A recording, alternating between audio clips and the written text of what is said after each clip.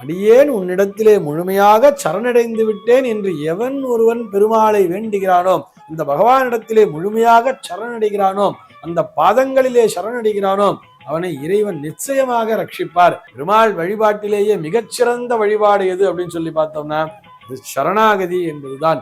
இன்னைக்கு நம்ம என்ன பார்க்க போறோம் சொல்லி பார்த்தோம்னா, பெருமாளை தரிசிக்கும் பொழுது முதலாக பாதத்தை தான் தரிசிக்க வேண்டும் என்று சொல்கிறார்களே, இதற்கான காரணம் என்ன அப்படிங்கிற ஒரு கேள்விக்கான விடையைத்தான் பார்க்க போகிறோம்.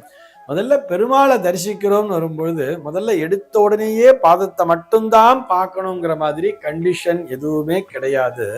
ஆனால் பெருமாளினுடைய பாத தரிசனத்திற்கு என்று அதிசிறப்பு வாய்ந்த பலன் என்பது உண்டாகும்.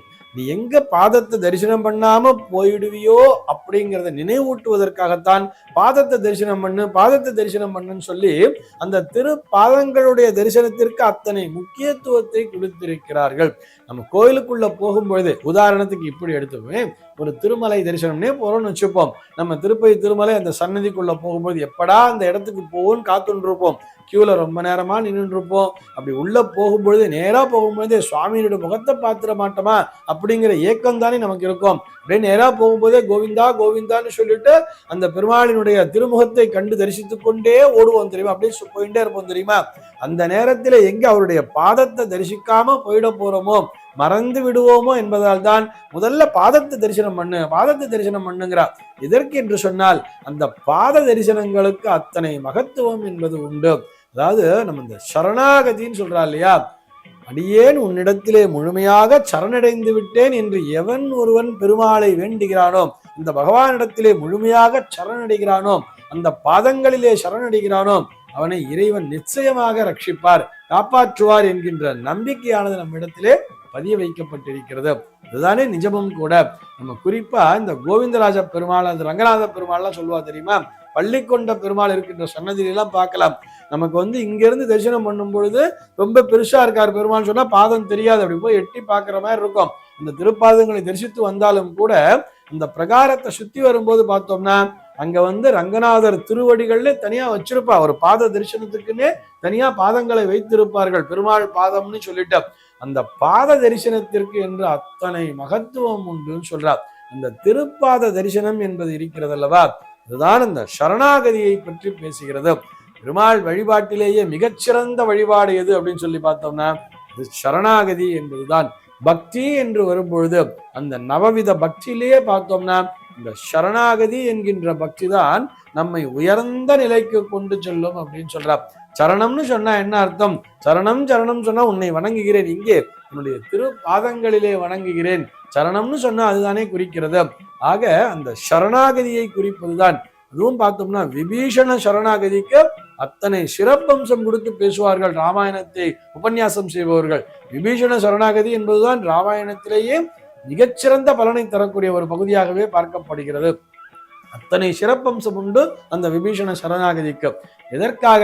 அந்த விபீஷணன் சரணடைந்ததால் தான் என்ன கொடுத்தார் பெருமாள் பார்த்தோம்னா, ராமர் அவருக்கு அந்த ரங்கநாதரையே கையில கொடுத்து அனுப்புறார். அவர் அந்த ரங்கநாதரை கையில தூக்கிட்டு வரும்பொழுது அதுதான் நமக்கு இந்த ஸ்ரீரங்கம்ங்கிற திருத்தலத்தையே கொடுத்திருக்கிறது அல்லவா. அதை கொண்டு வச்சுட்டு காவிரி கரையில வச்சுட்டு அனுஷ்டானத்தை பண்ணுவார். அதுக்குள்ள ரங்கநாதர் அங்கேருந்து நகர்த்த முடியாத மாதிரி அங்கே ஒரு திருவிளையாடல் என்பது நடந்திருக்கும். நம்ம இந்த கதையெல்லாம் படிச்சிருப்போம். ஆக தாங்கள் குடும்பத்திலே பூஜித்து வந்த அந்த ரங்கநாதரையே அந்த விபீஷணனுக்கு எடுத்து கொடுத்துட்டார் ராமர்னு சொன்னா எதனால்? அவர் அப்படியே அந்த சரணாகதி அடைந்ததால் தானே. அப்படி அந்த சரணடையும் பொழுது, பெருமாளினுடைய திரு பாதங்களிலே நாம் சரணடையும் பொழுது, அந்த பாதங்களை தரிசிக்கும் பொழுது நம்ம என்ன வரம் கேட்டாலும் அதை உடனடியாக கொடுத்து விடுவாராம். இது ஒருபடி மேல போய் சொல்லணும்னா, நம்ம கேட்காத வரங்களையும் நமக்கு என்ன தேவையோ அந்த தேவைக்கு அதிகமாகவே பெருமாள் கொடுத்து விடுவார் அந்த திருப்பாத தரிசனங்களின் மூலமாக. ஆக எங்க நம்ம கோவிலுக்குள்ள போகும்பொழுது பாதங்களை தரிசிக்காம விட்டுடுவோமோ அப்படிங்கிறதுனால்தான் முதல்ல பாதத்தை தரிசனம் பண்ண, அதுக்கப்புறம் முகத்தை தரிசனம் பண்ணலாங்கிற மாதிரி பெரியவர்கள் சொல்லி வைத்திருப்பார்கள். விட்டுவிடக் கூடாது என்பதற்கு முக்கியத்துவம் கொடுத்து, ஆக முக தரிசனத்தை விட பெருமாளினுடைய திருப்பாத தரிசனங்கள் என்பதுதான் மிகவும் பலனை தரக்கூடியது. அதனாலதான் பார்த்தோம்னா பெருமாள் சனியில பார்த்தோம்னா தாயார் எப்படி உட்கார்ந்து இருப்பார், அவருடைய பாதங்களை பிடித்து கொண்டே உட்கார்ந்திருப்பார்.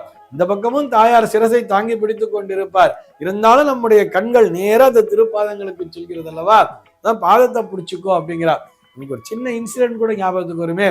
நமக்கு மகாபாரதத்திலே பார்த்தோம்னா நமக்கு துரியோதனனும் போறான், அர்ஜுனனும் போறான் எங்க கிருஷ்ணர்கிட்ட போய் உதவி கேட்கறதுக்காக. கிருஷ்ணனுடைய உதவி வேண்டும் என்பதற்காக துரியோதனனும் செல்கிறான், கிருஷ்ணரும் செல்கிறார். இப்ப துரியோதனன் என்ன பண்றான், முதல்ல போன துரியோதனன் என்ன பண்றான்னு பார்த்தா முதல்ல போயிடுறான் துரியோதனன் கிருஷ்ணனுடைய வீட்டுக்கு. ஆனா போய் கிருஷ்ணனுடைய தலைமாட்டுல போய் உட்காந்துக்கிறான். ஆனா அர்ஜுனன் என்ன பண்றான்னு சொல்லி பார்த்தோம்னா, கிருஷ்ணன் தூங்கின்னு இருக்கான் பொழுது கிருஷ்ணனுடைய பாதங்கள் கீழே போய் உட்காந்துக்கிறான். அந்த பாதங்களை தொட்டவாறு பாதங்களுக்கு அருகிலே சென்று அர்ஜுனன் அமர்ந்து கொள்கிறான். அப்படியே கிருஷ்ணர் என்ன பண்றார், கண்ணை திறந்து பாக்குற மாதிரி முதல்ல அர்ஜுனனை பார்த்துட்டு, அர்ஜுனா வா வா வந்திருக்கியா அப்படின்னு சொல்லி கிருஷ்ணர் கூப்பிடுறார். பின்னாடி இருந்து துரியோதனன் சொல்றான், நானும் தான் வந்திருக்கேன், நான் தான் முதல்ல வந்தேன் அப்படிங்கிற மாதிரி துரியோதனன் சொல்றான். ஆனாலும் கிருஷ்ணர் எங்க நின்னார், பக்கத்திலே யாருடன் கூட இருந்தான்னு சொல்லி பார்த்தோம்னா அந்த திருப்பாதங்களை பற்றி கொண்ட அந்த அர்ஜுனனுக்கு துணையாகத்தானே நின்றார். ஆக பாத தரிசனம் என்பது அத்தனை மகத்துவம் வாய்ந்தது. இதைத்தான் நம்முடைய பெரியவர்கள் அத்தனை வலியுறுத்தி சொல்லி இருக்கிறார்கள். சர்வே ஜனாஹ சுகினோ பவந்து.